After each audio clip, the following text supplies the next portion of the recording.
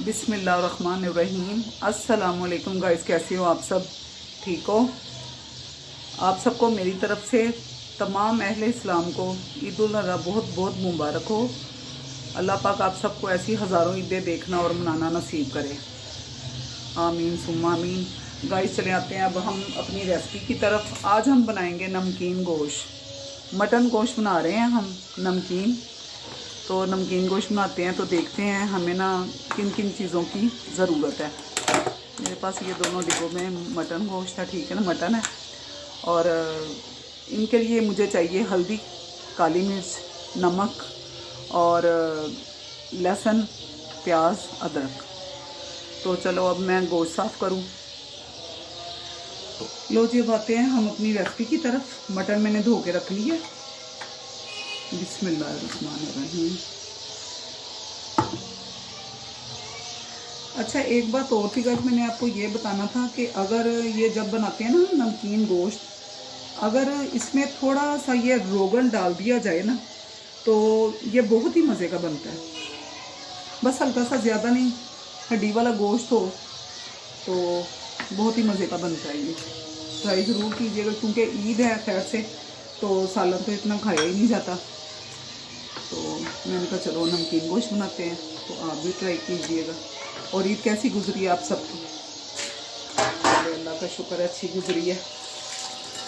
तो अब हम इसमें डालते हैं ये प्याज और लहसुन।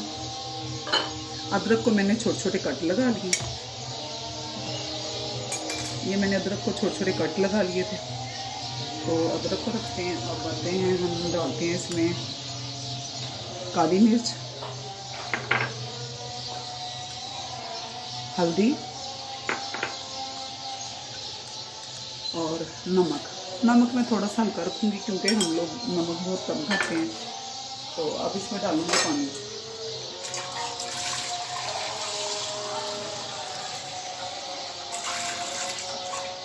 चलिए, अब हमने डाल दिया इसमें 1 गिलास पानी। तो अब इसको हम करेंगे बंद, प्रेशर को। लो जी, अब हमने चूल्हा जला दिया खैर से, और ये हम 20 से 25 मिनट ऊपर रखेंगे। 20 से 25 मिनट ये प्रेशर बंद रहेगा। उसके बाद फिर हम 20-25 मिनट के बाद इसको खोलते हैं, ठीक है। आप अपना बहुत ख्याल रखिएगा। तो आते हैं दोबारा।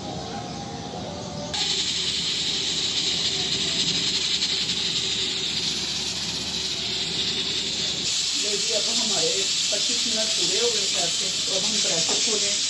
और प्रेशर खोलने का मैं आपको एक और तरीका बताने लगी। मैं सिर्फ सीटी उठा के नहीं, ऐसे ऊपर से सीटी नहीं उतारती।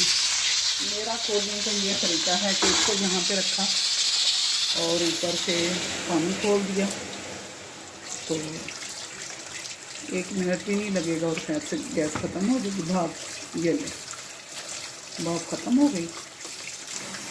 चलिए, और अब देखें ये सीटी उठाई है तो ठीक है गाइस। ले जी, हमारा नमकीन गोश्त रेडी हो गया। दरअसल ये मैं प्याज की भी आपको बता दूं कि इसमें जो प्याज होता है ना, वो ये जैसे मैंने लहसुन साबुत डाला था ना, ये तो इसी तरह प्याज भी ऐसे ही दरमियाने साइज़ का प्याज, लेकिन उसका छिलका नहीं उतारना और उसको वैसे ही धो के डालना है। मेरे पास थे बड़े प्याज तो इसलिए मैंने फिर उसमें से आधा प्याज लिया है। सही जो इसका तरीका है वो साबुत प्याज ही डलता है धो के, ठीक है। ये ले गाइस, हमारी रेसिपी हो गई है नमकीन गोश्त तैयार।